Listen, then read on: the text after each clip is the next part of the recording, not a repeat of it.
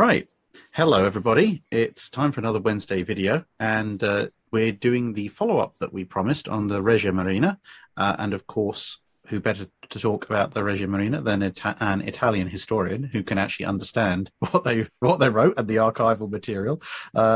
So we have Giulio here, aka Italian Military Archives. He has a YouTube channel and a Twitter channel, which, to be fair, he is probably much better at maintaining both than I am, at least with my social media presence. So welcome back. Unfortunately, our other guest from the previous video, Mirko, is unavailable today. He's got a few issues come up, and he's got a lot of stuff to be covering at the moment, separate to this. But who knows? We'll have him back at some point. Yeah. So hi, Drac, and thanks for having me back. No, it's all good. It's nice to hear about the Italian Navy from people who understand a lot more about it than I do. I try and do my best, but as we've said offline and in various other discussions, the amount of material available, to be honest, the good stuff for the Italian Navy basically comes down to Bagnasco's books and O'Hara's books, and then you kind of run out very quickly. Yeah, Sadkovich, but it's a bit older. Let's say it's from the 80s, if I remember correctly. Yeah, I think things are slowly changing. Yeah, which is good.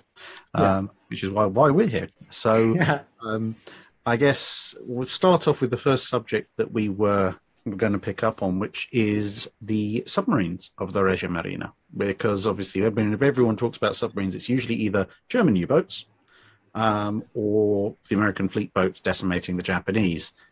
And don't really hear all that much about the Italian submarines, even though they were present in quite a number of surprising theaters. So what have we got to talk about for them?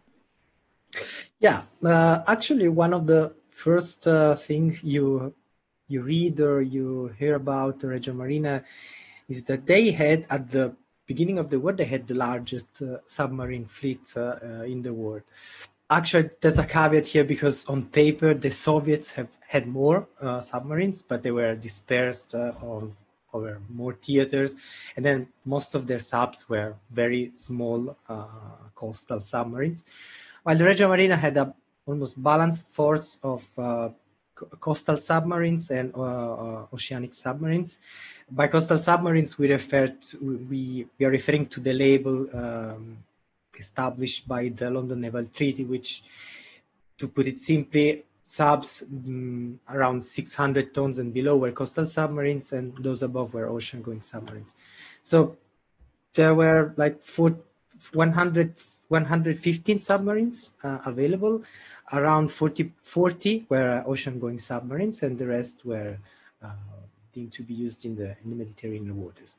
They were mainly concentrated, of course, in Italian bases. Some were based in the Dodecanese, in the islands in the Aegean, controlled by Italy, and around 8 of them were in the Red Sea, because there was the Italian bases in Somalia and Eritrea, and there was a tiny naval presence, a couple of destroyers, and this small fleet of submarines.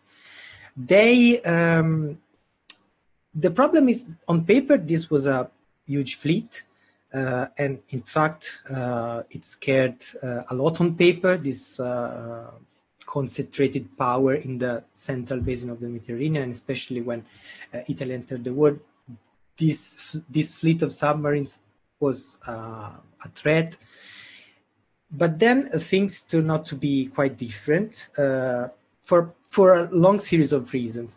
So I would make a step back to the Great War. And for those of you who have an understanding of the Great War in the Mediterranean, the war fought by Italy was mainly fought in the Adriatic, so a very small sea, shallow waters. And yeah, the Italians deployed submarines there, but the use of the submarines they did was very limited, let's say. They used the submarines as basically stationing buoy placed in certain choke points or location where they basically had to wait for some Austro-Hungarian ships to come by and try to sink them. This was the doctrine used. And the experience, actually. Not so many successes. I mean, the main successes of the Regia Marina back then were achieved by mast boats and other devices. This experience in the Great War affected a lot the doctrine developed in the interwar years, and then the rules of engagement adopted in the Second World War. So basically, you had these submarines that they were assigned a small square in the map of the Mediterranean, and they were meant to stay there, remain submerged during the day, and submerge during night. But there was nothing such hunting in groups or moving around to search for targets. Nothing of that. And this was also reflected in some of their technical features, let's say. They didn't have extraordinary speeds, especially while emerged. They had huge periscopes that, I mean, they had these huge periscopes because they were meant to stay for long periods submerged. So they needed to have long periscopes to do the job. And their conning towers were also quite large. And all these factors meant that they were quite visible, especially in the clear waters of the Mediterranean, but also when emerged, they were a much easier target to spot compared to a German U-boat. And in fact, most of the submarines will undergo modifications of their conning tower, and you will see that at the end, let's say from 1942, late 1941, mid 1942, most of them will look like German U-boats from the shape of the conning tower. Mm-hmm. And they also had, they were very noisy because mainly due to the, let's say, backwardness of the industry. We always have to remember that Italy was the least of the great powers back then, because today we think about, the France, Italy, and the UK have similar GDPs, but back then the situation was very different. The country was very lagging behind compared to the other European powers. So this reflected that their industry was a step back, several step backs. And this meant that, for instance, the engines consumed a lot of fuel, and especially the submarine engines were noisy. And then, of course, easy to spot. The torpedoes were also a problem because they had this small diesel engine that propelled the torpedo, and so this left a much more visible trail in the water compared to the electric submarines. And also they didn't have duplex torpedo warhead, so that meant they could only explode when they hit the target, not that they exploded where they were nearby the target, so they didn't have magnetic warheads. And so also this limited, again, the effectiveness of the torpedo attacks. So, and last but not least, they were also a bit slower in submerging. They took between 60 seconds and 2 minutes, while some U-boats took around 30 seconds, 40 seconds at the most. So there are a lot of issues that were part due to a flawed doctrine, but the doctrine came from their experience, and they didn't have any experience of in oceanic operations, no experience in convoy hunting, nothing about that. And yeah, their limited experience in the Spanish Civil War was, let's say, not relevant for what they did later in the Second World War.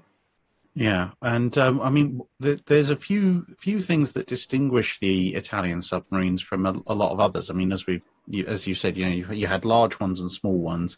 There's a fair number of large ones, actually, proportionally compared to them. Obviously, referencing back to the Kriegsmarine again, because they're the most famous of the submarine arms of the war. But the Kriegsmarine is mostly made up of Type 7s, which, with their original displacement, would really, from the looking at the Italian classes, would be classified as coastal, basically.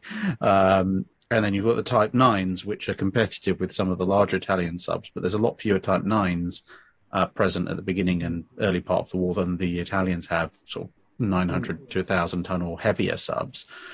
And when I was doing research for the video on the Caribbean that I did earlier this week at the time that we're recording this, there were long-range Italian subs operating in the Caribbean alongside the Type 9, so they clearly had that range. One thing I did notice, though, was that unlike a lot of submarines, the Italians seem to have gone for a lot more of what I would call an all-round armament. So, especially on the heavier subs, I mean, on small subs, a lot of the time you tend to find they have forward torpedo tubes and nothing at the back, or maybe one. But even the small Italian subs tend to have maybe 4 tubes forward and 2 aft. And a lot of the bigger ones that have 8 tubes, whereas let's say on a Type 9 has 4 tubes forward, 2 aft. Some of the bigger US fleet boats have 6 forward, 2 aft. But the Italians have, a lot of the time, gone for 4 forward and 4 aft. Is there any particular doctrinal reason that they've gone for that more balanced approach? Not that I remember. Yet the main scheme was for the bow and 4 aft. There was only one class, the Ammiragli class, were very large. The last ocean-going submarine class developed, which had 8 tubes at the bow, but they didn't carry the larger torpedo. So the 533 millimeter, they carried the 450. For a reason, because they thought that these smaller torpedoes were enough to sink merchant ships, and plus they could carry, I think, around 35, around this number of torpedo, which was a lot, and so it meant they could cruise around for quite a long period before coming back to base and rearm. So this was the choice done on the Ammiragli class. Regarding the ocean-going submarines in general, there was a reason for the fact that the Italians built a lot of them, because we have to remember that for the 20s and most of the 30s, they thought that the next war they were going to fight was against the French, just the French. The UK came late in the 1930s. The idea was to bring the offensive to the Atlantic convoys of the Atlantic supply lines of the French in the areas near the Azores. And the problem was that these submarines had to operate from Italy, cross Gibraltar, and operate in these areas, hitting the French supply routes. They were designed to have a long range. They were designed to also, you said correctly, they were large. They had large internal spaces. I think that the Germans complained a lot, because they were like saying, you're not building submarines, you're building hotels or something like that. So they were complaining about these large spaces. And also the fact that the Italians has this tendency to build kind of dining room for officers and one for the crew. It's always separating the two. And also the ocean-going submarines usually had 2 gun decks, and like 100 millimeter, 120 millimeter gun decks, because they were meant to undergo these long voyages in the Atlantic. And another interesting thing is that since they were meant to cross Gibraltar, the Strait of Gibraltar, they studied a lot from an oceanographic perspective the strait. It's fun fact that not a single Italian submarine was lost in World War II while crossing Gibraltar, while several U-boats were lost in that attempt. Yeah. So this is an interesting thing, because they studied before the war how to cross the strait. Yeah, it's for those of you who aren't aware how Gibraltar, the Straits of Gibraltar works, it's a very complex hydrographic profile there. It's obviously very narrow, so crossing Gibraltar, the Straits of Gibraltar on the surface is, shall we say, not a wise plan if you want to live. But if you are in a submarine and you submerge, obviously you're relying on your electric motors, which at the time are not going to move you particularly quickly. And there's some fairly strong currents involved because you're transiting from, well, the Mediterranean to the Atlantic or the other way around. And one of the problems that a lot of U-boats faced was the fact that if they were trying to go one way, they could drift with the current. If they're trying to go the other way, they're fighting the current.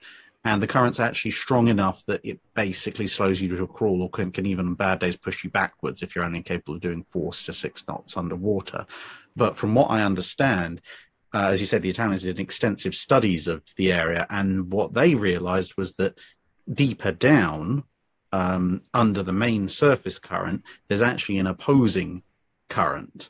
So there are actually currents that if you know the area and you're prepared to take the risk of diving a bit deep, you can actually transit either way with the assistance of the current, which actually halves your transit time because you can motor along at 4 to 6 knots with a 4 to 6 knot current. So you actually can get through the danger zone quite quickly for a World War II sub. But that, as I say, that necessitated one, having a submarine capable of going deep enough, and two, knowing where that was, because if you went too deep, you'd hit the bottom, or actually, to be honest, the Straits of Gibraltar probably more the sides. And obviously, you don't want to go. You don't want to be going too deep in case you hit crush depth or something equally unpleasant. So there's a lot more involved in moving around the Mediterranean in a submarine than just up and down. Yeah. But it required a fair bit of work, I would have thought, to figure that out. Yeah. So maybe getting back on the submarines, so in the Mediterranean we can keep it short because with the entry into war of Italy in June 1940, the British basically stopped all the merchant ships crossing the Mediterranean, and as a consequence, there were less targets for the Italian submarines. So their targets were mainly the warships and merchant ships that were periodically resupplying Malta. So this happened in some periods, not always. So this meant that they had less targets. So they had less chances to be successful, coupled with all the issues that we described before. But nevertheless, they were employed consistently using the doctrine that I described before. So they, at some point in 1941, they realized that this doctrine was not really working.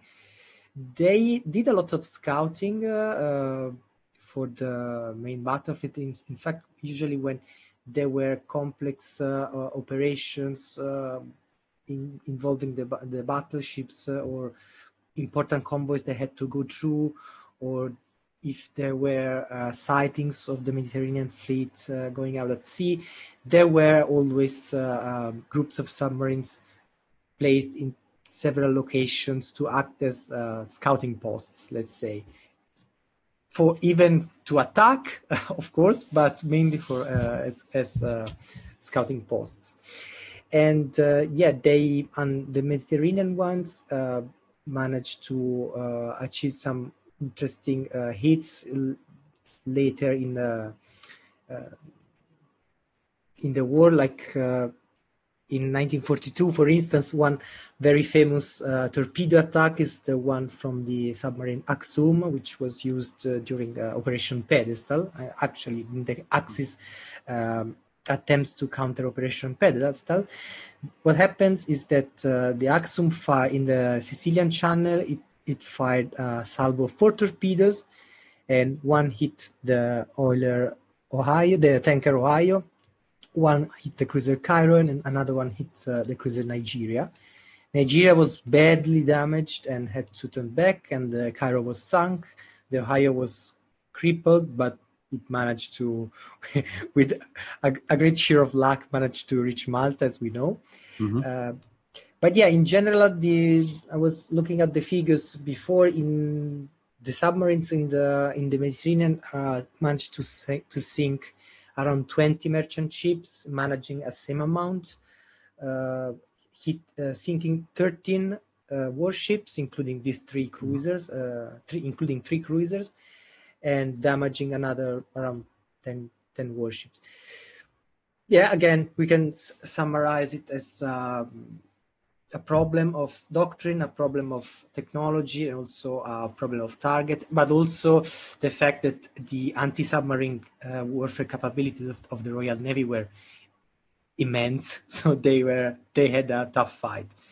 One of important role for a few number of them was that around 3 or 4 submarines were converted to act as human torpedo carriers. So they were fitted with these metallic cylinders on the deck to carry the human torpedoes close to their targets.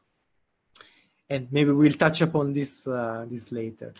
And then the interesting part could be the ocean-going submarines, because a group of submarines was used and participated in the Battle of the Atlantic, which is one of these very overlooked aspects of World War II. The Italians participated in the Battle of the Atlantic. At the beginning, on the 10th of June, 1940, when Italy entered the war, there were 4 submarines tasked to carry out an offensive cruise in the Atlantic. 2 or 3 of them managed to cross Gibraltar. One had technical issues, but this cruise was unsuccessful and proved that operating in the Atlantic from bases in Italy was not very practical, because you had to cruise for a very long distance before entering your operational zone. And then, of course, the things changed with the collapse of France. And already in July 1940, the Regia Marina approached the Kriegsmarine, proposing the idea of establishing a base in occupied France, where to operate a group of Italian submarines, around 30 They proposed to operate 30 submarines, which was a considerable number back then, because we have to bear in mind that at this point in time, Germany doesn't have a lot of submarines. When they entered the war, I think they have 40, and at this point they have around 50 or 60. So having plus 30 submarines their disposal in the Atlantic was an offer warmly accepted by Admiral Dönitz. What happens is that they send an Italian admiral, Admiral Parona, to search for a suitable base. They identify Bordeaux, and then they start to operate the base already from September 1940. The thing is, they start to operate in this environment, in the Atlantic environment, which is completely new for the Italians, because they built ocean-going submarines, but they never had a practical experience. And so the submarines proved to be not 100% up to the task, especially in the Northern Atlantic, where the sea conditions were much more rough. In fact, they spent a period, the first period, hunting in the Central Atlantic, and then towards the end of 1940, for a short period, they operate in the Northern Atlantic, in trying to cooperate with the German U-boats, but this proves to be not very successful. And then Admiral Dönitz and the U-boat command decides to use them back in the Central Atlantic, and later also Southern Atlantic. Interesting, they were on paper, they were the command of Bordeaux, the submarine command of Bordeaux, was under the command of an Italian admiral who was reporting to the General Submarine Command in Rome, but then they were dependent from the German U-boat command for operational operational guidelines, hunting zones, and so on. What happens is, to put it shortly, in early 1941, the Germans realized that they have not achieved so much. In 1940, they managed to sink 18 ships. This number will increase to 60 or 70 in 1941. So they will improve. They will get some experience. At some point, Admiral Parona will propose the Germans to send some Italian crews to their U-boat school in Gotenhafen to train, to understand the Wolfpack tactics and tactics to attack heavily defended convoys. But then for the rest of 1941 and mainly for the rest of the war, the Italian submarine based in Bordeaux, they will continue to operate in the central and southern Atlantic, where the traffic was less heavily protected, and so this was the environment ideal for their kind of training and their kind of submarines, given their technological features. Fair enough. And then, of course, the Italians, as when we discussed previously, with their underwater specialty forces, were quite adept in sneaking in close to enemy harbors and giving them a hard time. And I understand the Leonardo da Vinci submarine was adapted for a similar kind of attack, except one at very long range that they didn't quite get around to pulling off. Could you tell us a bit about that? Yeah. So besides these ocean-going submarines, the coastal submarines, an Italian company came up with the idea of developing these midget submarines, the CA class. Actually, they built two. They were meant to, again, act as floating buoy, defensive buoy that were used. In theory, they were supposed to be placed in choke points. They were armed with two small torpedoes, and they had mainly a defensive use. Mm-hmm. The thing is, they proved not really up to the task, and so they were put back in a warehouse, in a storehouse. And in parallel, the Italian 10th MIS, the special unit of the Regia Marina, operating the human torpedo, the frogmen, the explosive motor torpedo boats. At some point, they were searching for a kind of tiny vessel able to get the frogmen closer to their targets, because one thing is using the human torpedo, one thing is using the motor torpedo boat, the explosive motor boats, and another thing is to use the frogmen, which in Italian we call the uomini gamma or gamma men.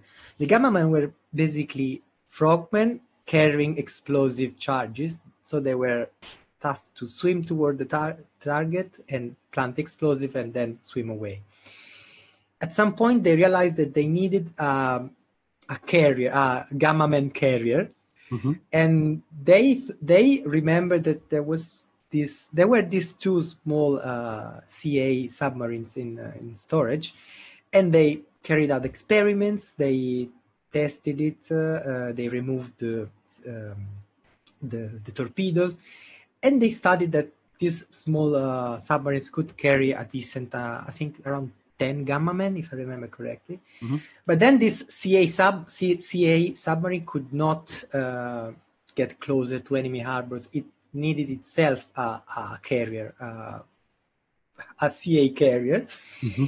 And so they came up with the idea of adapting the Leonardo da Vinci, which was an ocean-going submarine, one of the best available in Bordeaux, and they removed the gun deck. They created a sort of cradle in front of the conning tower, and this cradle was meant to host the CA.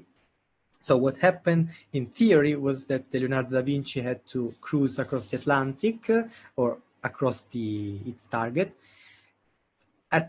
In nearby the enemy port, it had to release the CA, and then the CA would have released closer again to the target, the Gamma Man, and then they also recovered the Gamma Man. I think at some point they realized that recovering the CA from the Leonardo da Vinci was a bit impractical, so the Gamma Man would have at the end abandoned the CA midget submarine. This idea was tested. I mean, there are pictures of the Leonardo da Vinci carrying the CA. They tested this thing, and they were actually planning an attack on New York Harbor, but was never put in motion because Italy signed the armistice with the Allies first. But they were in a fairly advanced status for carrying out this attack. Yeah, and considering the successes that attended the operations off of Gibraltar and in Alexandria, and those were areas where people were expecting there to be underwater operations. No one was really expecting a midget submarine attack in New York Harbor, so I suspect that probably would have gone rather well for them. Yeah, because exactly, they were not expecting it, and they tell us when they developed the plan, they had this in mind. This port will not be heavily defended, so it will be an easy task compared to Alexandria or Gibraltar or Malta. Yeah, exactly. So it's one of the great what ifs of World War II. What could have happened if either the armistice had come a little bit later, or if the Leonardo da Vinci herself hadn't been sunk. But it would have been a propaganda victory, but nothing else. It wouldn't have changed much, but I suspect it probably would have made everyone a lot more paranoid about their harbour defences.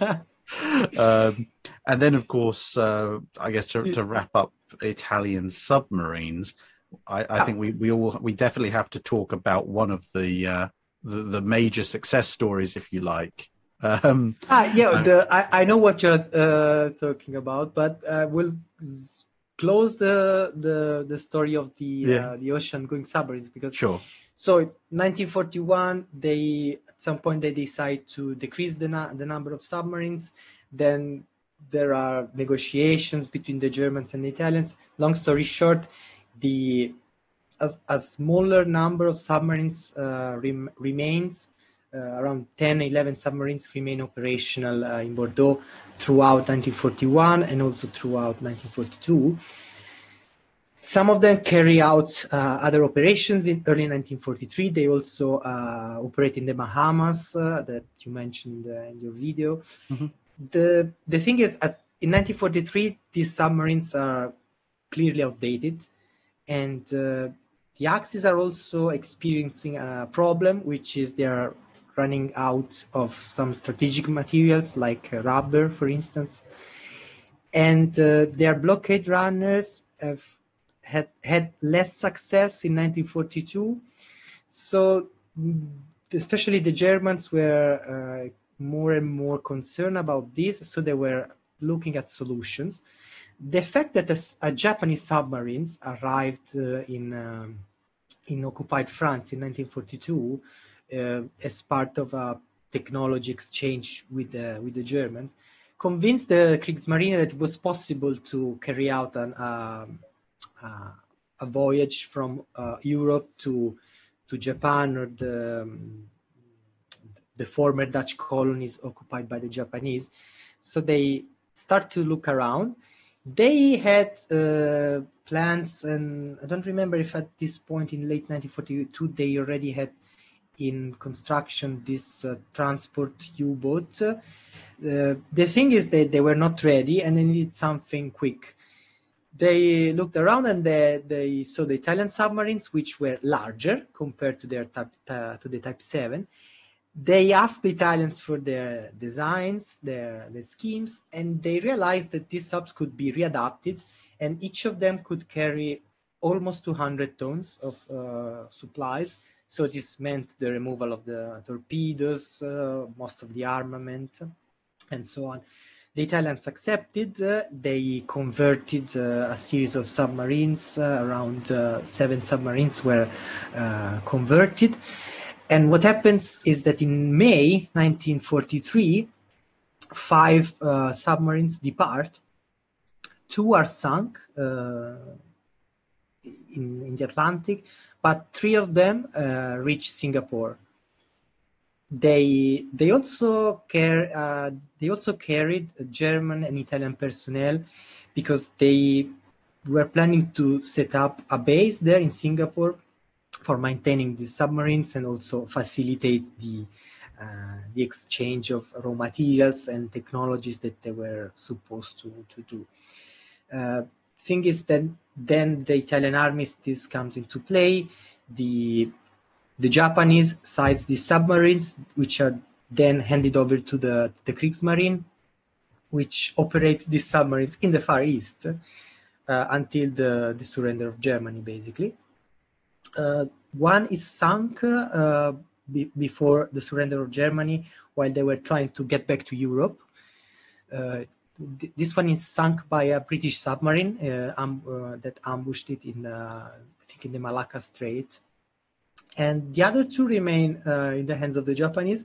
And actually, they are placed on the overall command of the commander of the Eritrea. The Eritrea was an Italian support ship that had escaped Italian East Africa right before the collapse of Italian East Africa.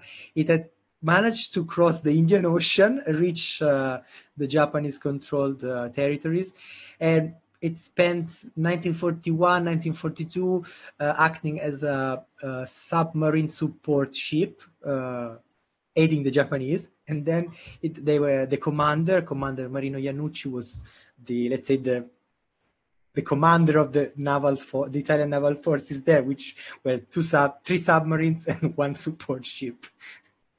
And but then, yeah, these 2 submarines are later taken by the Japanese. And at some point, there is a mixed Italian, German, Japanese crew in these 2 remaining submarines. And the reports tell us that these 2 were sunk in the Hure harbor right at the end of the war in August 1945. So this is this very interesting story, and actually some prisoners, some Italians were taken prisoners by the Japanese, because with the armistice, some of them remained loyal to the king, and then they were in prison. Some of them remained loyal to Mussolini after, and then they joined the Japanese and the Germans. So very interesting story. And then, of course, in speaking of interesting stories, yeah. the what I've dubbed the little Italian submarine that could, the Perla. Yeah. What the heck happened to that poor thing? Yeah, I mentioned the Eritrea, which escaped Italian East Africa, and the Perla did a similar thing. The Perla was this small coastal submarine, 600-ton submarine, that was part of the Red Sea Flotilla. So this small naval force deployed there, 5 or 6 destroyers and 8 submarines. During the short-lived naval campaign in the Red Sea, the Perla managed to carry out only 1 mission, but then the entire crew got intoxicated by poisonous gas that was used in the air conditioning apparatus of the Perla that was not working properly, and then this gas leaked out of the system and intoxicated the crew. Then they decided to get back to the base, but as they were getting back to Massawa, the submarine base, the majority of the crew was getting intoxicated, showing signs of madness. So imagine you have a crew of people that it's slowly becoming mad, and there are less and less people aware of what is happening and what they have to do. Mm-hmm. What happens is that not far from Massawa, they incur in a unmarked shallow water area. So the submarine runs aground, And once they are at the point of abandoning the submarine, a British destroyer appears, and they start firing at the Perla. The Perla responds with the gun deck, but then it's almost a hopeless situation because you have a submarine which cannot move, surfaced, that could easily fall prey of this destroyer. But then a formation of Italian bombers appear, and they attack the destroyer. They do not do no damage, but the destroyer withdraws, and then the Italian destroyers from Massawa manage to salvage the crew and then tow back the Perla. The Perla undergoes reparations, and when it's finally ready, the Italian East Africa is close to collapse, and so the Regia Marina decides to allow for the escape of all these submarines, and they say you should go to Bordeaux, so you have to circumvent Africa and reach Bordeaux.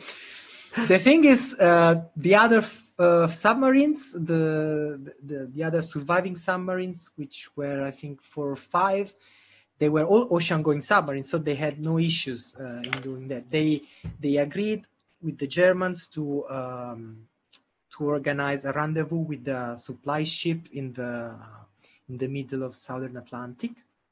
But then the Perla had a harder task because it was a submarine not meant for ocean-going voyages, and a refueling stop was not enough. They needed to arrange 2 refueling rendezvous. They depart in May 1941, if I remember correctly, and the other ocean-going submarines go and scavenge. They reach Bordeaux. The Pearl, of course, has a tougher voyage. There is this funny story about the meeting between the Perla and the German raider Atlantis, which was the ship meant to rendezvous with Perla and do the refueling and resupplying the Perla. So the commander of the Atlantis is very concerned about the success chances of the Perla, and he suggests the commander of the Italian submarine to try and reach a Brazilian harbor and get interned there. Because otherwise would have been impossible in his eyes. And the Italian commander replies that he asked the German guy to allow him to have a hot shower on the Atlantis, and then he would have been ready to lead his men wherever he could. So with this story, the Germans resupply the Italians, and then the Perla proceeds. They meet the second resupply ship, and then they finally reach Bordeaux. I think not that many days after the other submarines. The thing is that then the story of the Perla doesn't end here. It remains in Bordeaux for a short period, and then it's ordered back to the Mediterranean because it's not really meant for operations in the Atlantic. In the Mediterranean, it carries out some offensive operation in the Eastern Mediterranean. And then at some point, it runs into a British sloop, and the Perla is hit. The commander orders to scuttle the submarine. But then for some reason, the submarine didn't sink because probably the order was given too late. It's not clear. So some British sailors from the sloop managed to board the Perla and close the valves, and so stop the sinking. They recover the Perla, which is recovered by the Royal Navy, and then is handed over to the Greek Navy, which operates the submarine from 1943 until the 50s, I think, when it's then destined to the scrapyard. But so it was clearly a submarine that refused to sink. Yes, it's like they refuse to do the one job submarines are supposed to be doing. Yeah, but I mean, to give people an idea of that voyage, I mean, going around Africa is not an easy task for anything. Even the big ocean-going ships, there's a reason why the Suez Canal was dug. And the Perla class, as you said, they're not the ocean goings type. Yeah. They're about comparable with the U class in British service. And although there were a lot of U class manufactured and mostly sent into the Mediterranean, ironically enough, it does have to be remembered the U class were originally supposed to be training subs in British Wow. service. They weren't actually supposed to go anywhere outside of just off of offshore British waters, and this is a submarine that's approximately the same kind of size and displacement. And you could just imagine being the crew being told, yes, Yeah. we almost poisoned you with chloromethane earlier, but now we want you to take this thing. We promise, honestly, we patched it up. And now you're basically doing a voyage that, until sort of the latter part of the Middle Ages was thought to be physically impossible, and you're doing it in a boat that's about the same size. If I remember correctly, it took 70 days or 60 days, something like that. Yeah. Yeah. It's just it's a real feat of endurance, and to be honest, it's a testament to the fact that the ship was, occasional chloromethane leaks aside, well engineered enough that it actually was still functioning by the end of it. Because small coastal subs, amongst other things, they're not supposed to run that long. You run them that long, and usually something breaks, and it's usually something fairly important as well. So that's Italian submarines, a brief history thereof. Brief history, yeah. Obviously, I think there's a few books we can probably recommend, which we'll link in the description, that will obviously cover things in more detail. I guess one of the other areas I thought was fairly interesting to look at was Souda Bay, because it's not something, again, that gets covered even in the histories of the Mediterranean conflict. It's kind of sandwiched in between the fall of Greece and the fall of Crete, which is technically an aspect of, but everything, again, that we usually hear is either dominated by the complete disaster for the Allies that was the intervention in Greece, and then everybody talks about the Fallschirmjäger in Crete, and kind of doesn't talk much about Souda Bay for whatever reason. So what's the story with that from the Italian side of things? I will add that it's also a bit overshadowed because it takes Japan, so it's overshadowed by Matapan. That's maybe one of the reasons. So what happens is that with the Italian invasion of Greece, the Royal Navy turns Crete and Souda Bay into a formidable naval base located in a very strategic position. And since the end of 1940, the Italians start to think a way to attack Souda Bay. Actually, there was a plan. I talked about it with Alex in the live we did on Taranto. The Italian Navy with the battleships, they were planning to make a cruise towards Souda Bay and bombard it. And the day scheduled for the operation was the 12th of November, 1940, so the day after the Taranto raid. So the Taranto raid happened and they aborted the mission. Then this situation and the fact that they relocated the battlefield temporarily in Naples, it meant that they had very few means to attack Souda Bay. In the Dodecanese, there were a few destroyers of the older versions, a few submarines, so nothing really helpful to attack the base. And so they sought to employ the 10th MIS, which by this point of time is still called the first MIS flotilla. And what they do is that they ship a group of explosive motor torpedo boats, motorboats, to the Dodecanese. The original attack was meant to take place in January 1941, but then got delayed for weather reasons and other issues. And then they decide to attack at the end of March because they have noticed considerable British naval presence in the area. They observed the tanker Pericles, the HMS York, and other destroyers. The another cruiser, which was the Coventry. So they decide to carry out the attack.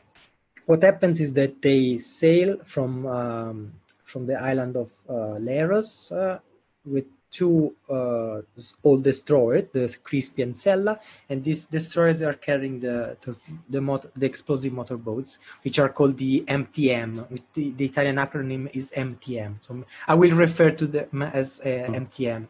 Mm-hmm. They are carrying 6 MTMs, and they approach an area north of Souda Bay. The destroyers release the MTM, which then sets a course to the entrance of Souda Bay.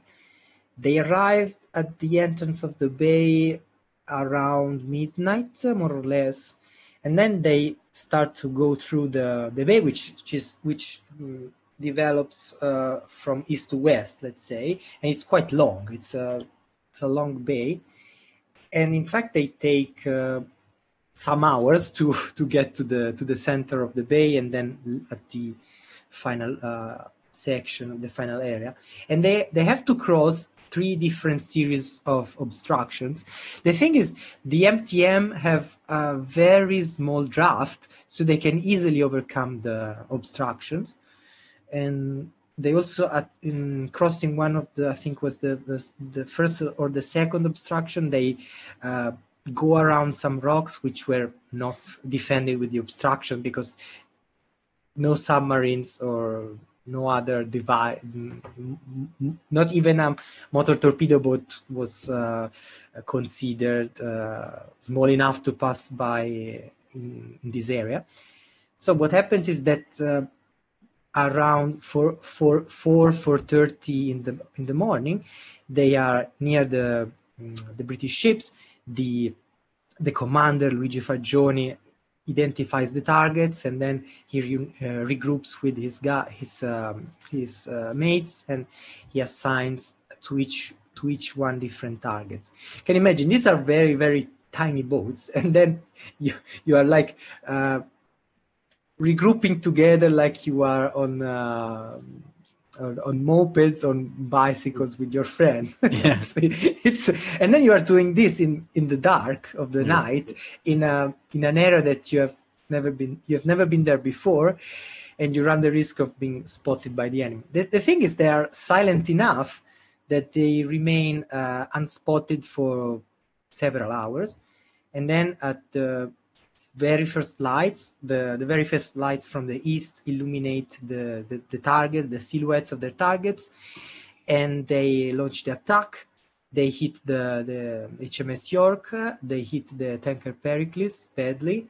The commander Fagioni, he stayed in reserve so he waited his men to hit the targets, and then he was the only one remaining. And then he saw a British cruiser, the Coventry, who was moving and trying to exit the bay, and he attacks the Coventry, but then he misses by a few meters.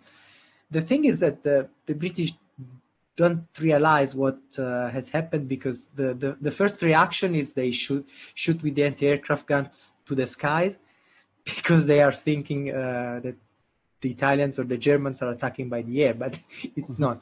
Then the thing is, one of the MTMs didn't explode and didn't reach the target, and it's recovered by the British on one of the beaches in Souda Bay.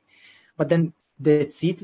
This is an important attack, because after a long series of failures of the 10th MAS, there were 2 human torpedo attacks launched against Alexandria, which failed. Also attacks against Gibraltar that failed. So this special unit had come from a very difficult period, and they desperately needed a victory to prove that these devices that they were testing, that they were using in combat, they were effective. And this, let's say, gave breath to the 10th MAS and to these men that were later able to successfully attack Gibraltar and then later Alexandria. But in between, there was the huge failure, which was perhaps mounted on some very optimistic thoughts or in the wave of the success at Souda Bay. So some of them believed that the success of Souda Bay could be repeated in Malta, but Malta was a completely different environment. Yeah. And it has to be said, and although it's not Regia Marina specific, it does bear pointing out that when these attack boats in Souda Bay hit the York and the Pericles, the idea that it could be an air attack wasn't necessary. It wasn't kind of just an out there concept. It was something that it was a reasonable supposition, but that was because if I remember the history correctly, I think it was the Italians developed the tactic and then the Germans copied them, because it only really shows up in the Mediterranean, not so much in the North Sea and so forth. But where torpedo bombers, especially at night, if they thought they'd seen a target, both torpedo bombers and level bombers, they would spot the target.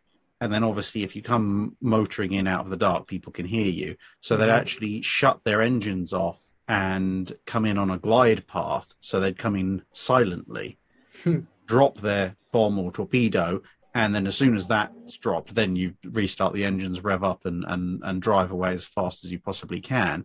So it's kind of a stealth attack in as much as, you're relying on the fact that at night you can't see them. And at this point in the war, not everybody has air search radars. So from the British perspective, if you suddenly have a bunch of random explosions going off for no apparent reason, they're going to think, oh, it's those pesky, night gliding Italian bombers again. Let's start shooting into the air and hope we hit something, or at least scare them into revealing themselves. When of course it's actually another kind of stealthy Italian attack. Because at this point in war, the British had started to realize that the Italians were doing something strange with these strange weapons. They had sunk the submarine Gondar carrying the human torpedoes. They had spotted this submarine sinking with these strange cylinders. And when they captured the crew, they noticed that there were a lot of officers, too many officers in the crew. So they noticed something was strange.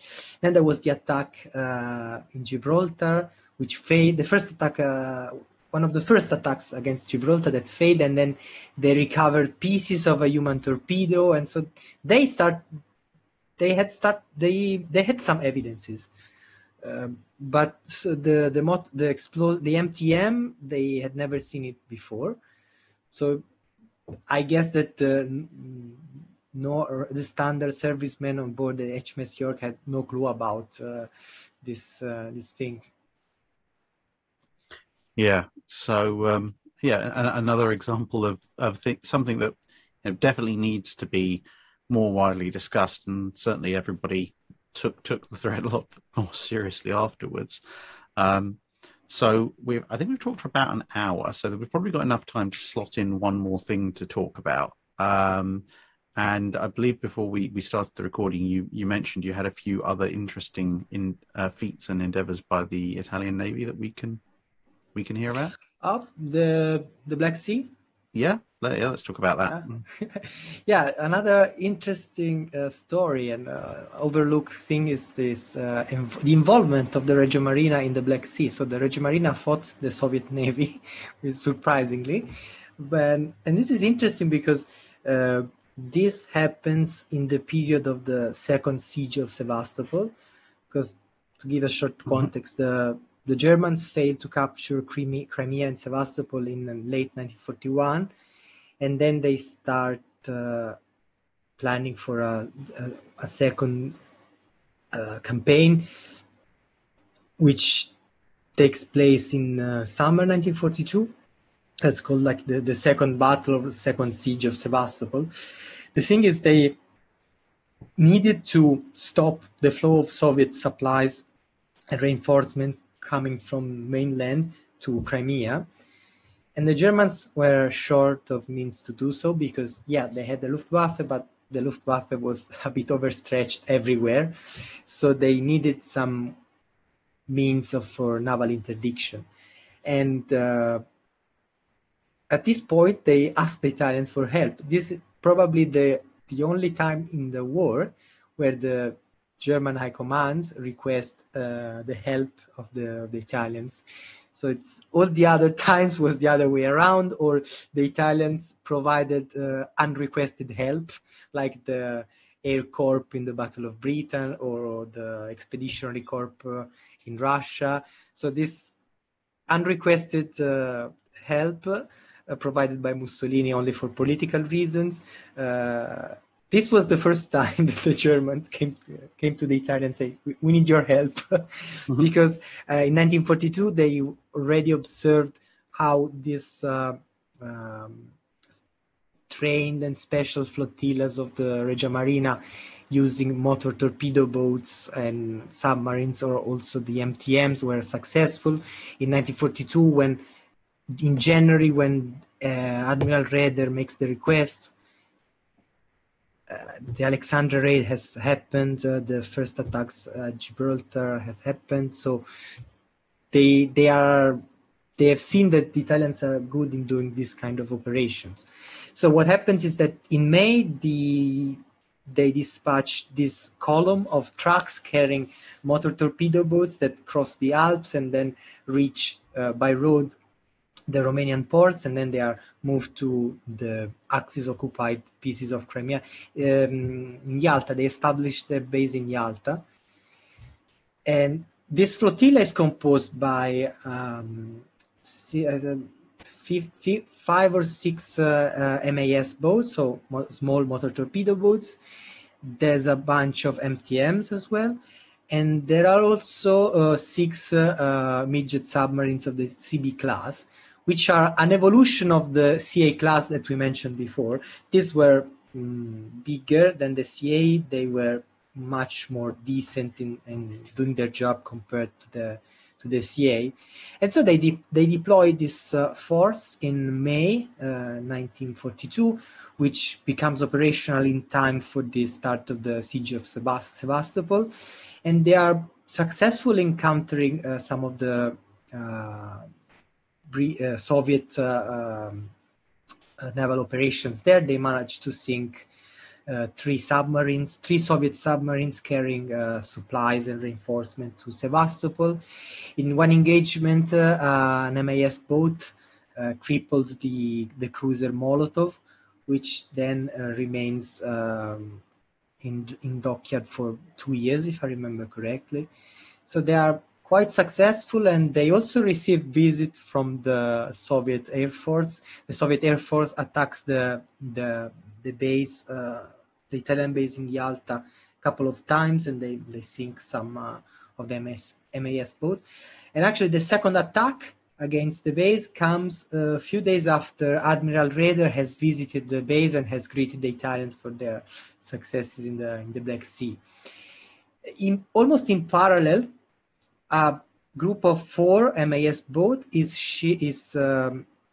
sent to the Lake Ladoga, so in Finland, up there. They are again shipped by road. They're transported by road until Stettin. In Stettin, they are carried on a merchant ship of the German Navy. And then they are moved to Helsinki, and then from Helsinki they are transferred to the Lake Ladoga through rivers and small channels, and they operate there until basically the time when the lake becomes frozen. And they disturb the Soviet activities there, and they also managed to sink a Soviet gunboat. So it's a very limited. It's a short story of, like, we are talking about 4 boats there, 6 boats down there, and in the Black Sea, and 6 midget submarines. But still, an interesting piece of history, since we like obscure pieces of history. Yeah. Yeah, and of course, I mean, as I covered when I talked with Bernard from Military History Visualized, the German efforts in the Black Sea. You know, the whole Black Sea campaign is to a large extent forgotten by most people. Yeah. But you've got all sorts of shenanigans going on, because obviously you've got the Germans there, you've got the Italians, as we've just discussed, you've got the Russians desperately trying to figure out what the heck is going on, in the middle of trying to sort of supply and evacuate their cities. You have the Romanians as well there. Yep, everyone's wandering around the Black Sea, and it's actually it's an intense but small scale conflict. Yeah. So everything that's running around there is usually less than 1,000 tons, with the exception of a couple of the bigger Russian destroyers. But that doesn't make it any less vicious. Yeah. I suppose in some respects, in that way, it's kind of a bit like the Adriatic in World War One, because everyone talks about Dogger Bank and Jutland and everything, but they don't realise that actually in the North Sea, while there's a number of engagements, most of the time both sides are kind of staring daggers at each other for Wilhelmshaven and Scapa Flow, because they can't afford to constantly be risking their entire fleets. Whereas in the Adriatic, you've got Austro-Hungarian and Italian ships bouncing back and forth almost every other week. And also interesting clashes of seaplanes bombing the other seaplanes bases and so on. It's a very interesting theater. Yeah. So, well, that's probably about the right length for this part. There's probably a few other things we can discuss in maybe a part 3, especially if we get Mirko back on as well. So we'll wrap it up there. Thank you once again very much to Giulio for coming back. I haven't managed to scare him off just yet. And I hope everyone out there has learned a bit more about the Italian Navy and their role in the Second World War. And let us know in the comments below if there's any other particular parts of the Italian Navy you'd like to learn about in a part 3, or things you think we've left out this time. And we'll be sure to come back to those another time. So thanks very much, everyone. Bye. Thank you, Drag. Bye-bye. That's it for this video. Thanks for watching. If you have a comment or suggestion for a ship to review, let us know in the comments below. Don't forget to comment on the pinned post for dry dock questions.